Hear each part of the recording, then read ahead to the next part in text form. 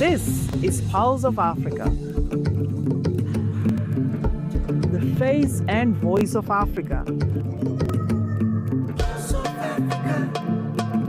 The story of resurgent and burgeoning Africa is here, only on the Pulse of Africa channel.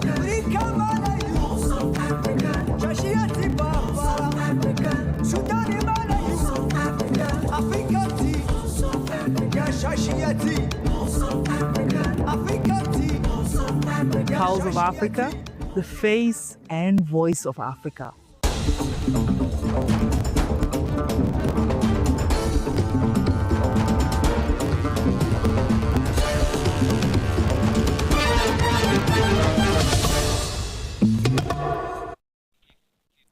A heartfelt welcome to Pulse of Africa News. At this moment, we bring you the stories that are shaping our continent. I'm Samia Mohammed, and I'm pleased to have you with us. We begin with Ethiopian Prime Minister Christmas greetings. Ethiopian Prime Minister Abiy Ahmed has extended his best wishes to all Ethiopians celebrating the birth of Jesus Christ, describing the season as an era of revival. In a message characterized by a profound reflection on the nation's journey, the Prime Minister noted that this year's Christmas is being celebrated with the conviction that the promised word of peace and the light of change have begun to manifest. Acknowledging the hardship the country has been facing, he stressed that the era of suffering is being bid farewell to make a way for a period of national revival, even if challenges may still arise. The Prime Minister drew a spiritual parallel between the birth of Christ and the current state of the nation. As the birth of Jesus Christ redeemed the past and secured the future for humanity, Ethiopia's today must be used to validate its glorious history, he stated. He cautioned that civilization like Babylon and Rome became mere memories because they failed to secure their relevance today. Therefore, he urged the current generation to ensure that Ethiopia's great history is redeemed through modern-day diligence, overcoming poverty and backwardness. Lauding the new generation of Ethiopians that has tasted the bitterness of past mistakes, the Prime Minister underscored the generation possesses the resolve to work diligently and transition the country. According to him, the nation's future standing is certain to improve as more citizens commit to hard work over mere ideal wishes. Addressing those who seek to hinder the country's progress, Prime Minister Abiy wrote, Ethiopia's prosperity is an idea whose time has come. The government remains preoccupied with works that redeem the future rather than simply waiting for it to arrive, he stressed, highlighting the diverse reaction to national building ranging from those who support the truce to those who conspire against it. Abiy declared that those who work with diligence will ultimately prevail. The Prime Minister concluded his message by calling on all Ethiopians to celebrate the holiday by reflecting on their historic responsibility to build a bright future through today's endeavors. May Ethiopia live forever, honored and respected through the efforts of her children. He wrote, wishing Christmas a joyful and peaceful holiday.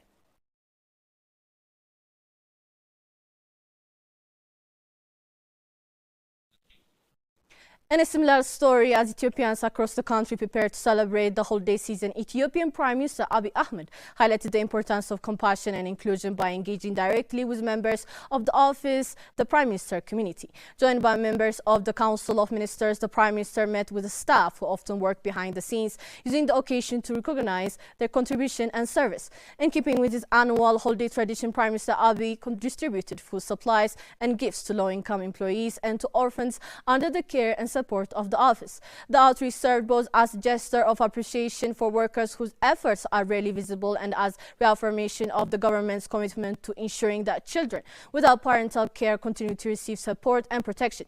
They even underscored a broader message that leadership is reflected not only in decision-making but also in acts of human connection, especially during moments of national celebration.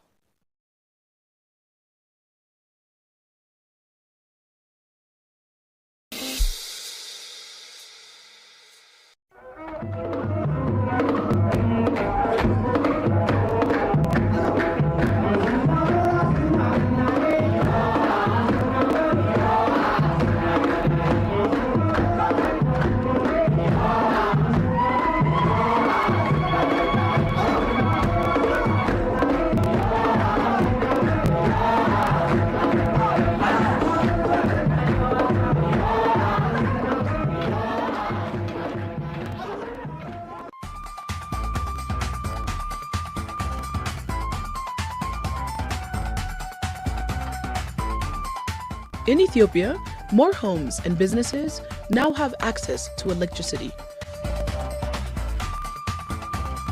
Access to power supports education, healthcare, and local businesses. Light changes lives.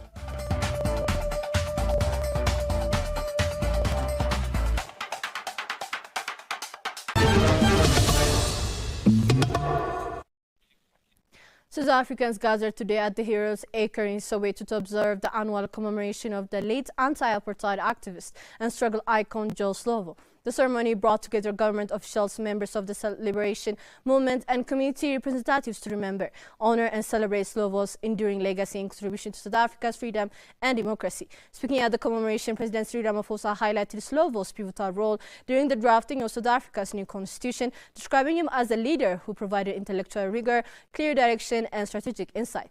The president noted that Slovo's consistency demonstrated how inaction or reliance on tactics that had outlived their purpose could set back the liberation struggle. During the drafting of our constitution, Joe Slovo provided leadership, intellectual rigor, and direction as well. He was able to demonstrate how inaction or adherence to tactics that no longer serve their purpose could set back the liberation struggle. The achievement of the democratic breakthrough of the 27th of April in 1994 was made possible by bold decisions and decisive moments. It was made possible by a proper reading of the changing circumstances and the identification of the most effective actions to take to advance our overall objectives. Throughout our history, we have been able to make great advances by holding firm to our strategic objectives while being flexible. President Ramaphosa recalled that South Africa's democratic breakthrough on 27 April 1994 was achieved through bold decisions taken at decisive moments. He said these gains were made possible by a clear reading of changing circumstances and the ability to identify the most effective actions to advance the country's broader objective. He added that throughout the nation's history, major progress had been achieved by remaining firm on strategic goals while maintaining flexibility in tactics, a principle embodied by Joe Slovo's leadership and legacy.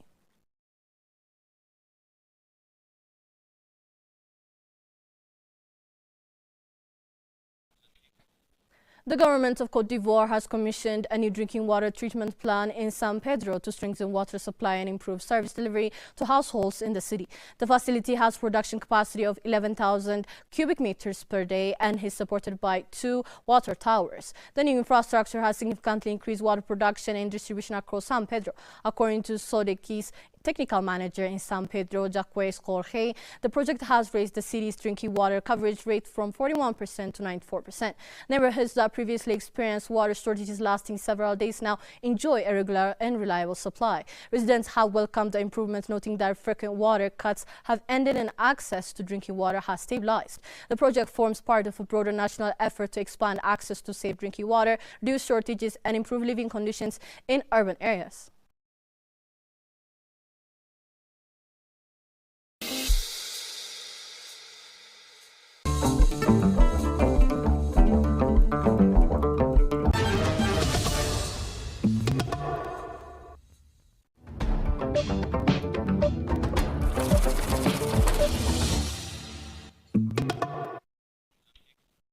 The Central Bank of Nigeria has projected an improvement in the country's external position in 2026, with the current account surplus expected to rise $18.81 billion. In its 2026 macroeconomic outlook, the Apex Bank said the increase would be driven by stronger export earnings, steady diaspora remittances, and higher oil and gas outputs, and improved domestic refining capacity, helping to offset import demand and support foreign exchange stability. The CBN also expects the financial account to remain in a net borrowing position of $10.15 billion, reflecting sustained portfolio inflows and external borrowings. External reserves are projected to rise about $51.4 billion by the end of 2026. However, the bank cautioned that Nigeria's internal investment position will remain significantly negative, estimated at $69.58 billion, underscoring the need to deepen export diversification and carefully manage external liabilities.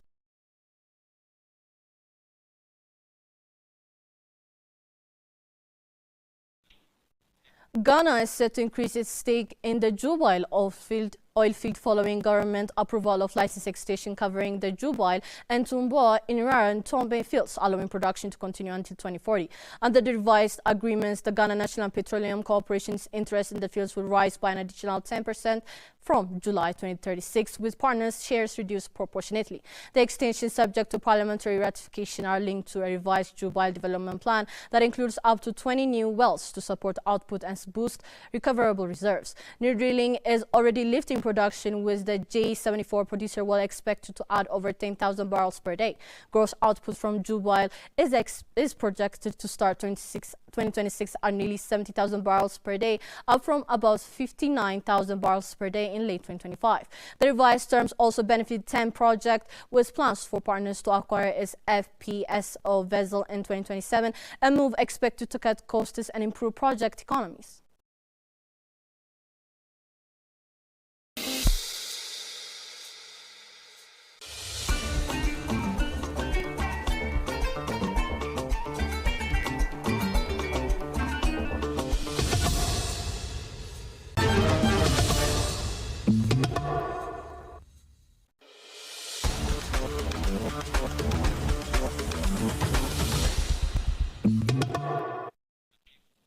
South African swimming star Peter Coetze says his ambition is to head into the upcoming Commonwealth Games and the 2028 Olympic Games as the favorite in his specialist events. The 21-year-old, who will lead Team South Africa at the Commonwealth Games in Glasgow from 23 July to 2 August, told SABC Sport that his experiences making his Olympic debut in 2021 has prepared him for the next step at the highest level.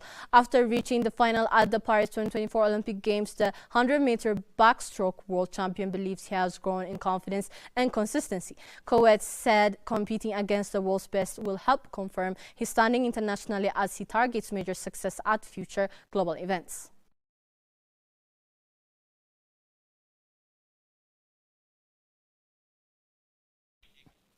That's all for this hour. Thank you for tuning in, and goodbye.